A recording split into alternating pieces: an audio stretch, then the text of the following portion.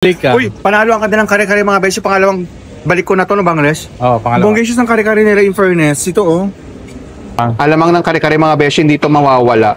Mga beshi. Of course, ang mga Ilocano is paborito nila ay pinakbet. Pupuntahan namin yung bagong tambayan ng ating mga kababayan na unlimited na naman mga beshi. Ano ba to? Magkano ba yun?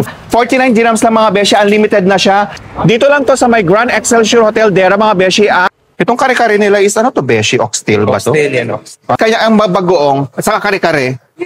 Siyempre, dadamihan natin siya ng mga pabuto kasi mahilig tayong sumipsip ng buto mga beshi. Ito naman ang ating white rice mga beshi kasi bagay ito sa kanilang kare-kare. Meron silang fried chicken, meron siyang roasted potatoes, meron din siyang barbecue chicken. Chef nila mga beshi, yung chef nila ito, 17 years na nakapag-asawa ng isang kabayan. Bongga ng kanyang pagkakaluto ngayon mga beshi, kabayan na kabayan talaga. How long have you been married?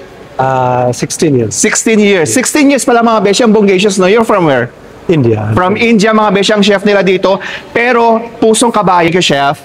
Hindi siyang pa-Cajun sauce. Ay, pa-Cajun. Package. Mga seafood mga beshi at saka meron siyang fried rice. Area na to mga beshi ang kanilang unlimited din na salads.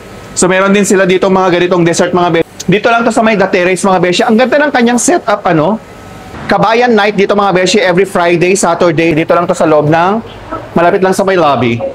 Kasama ko pala ang ating beshi na si Hello po, mga kasawa.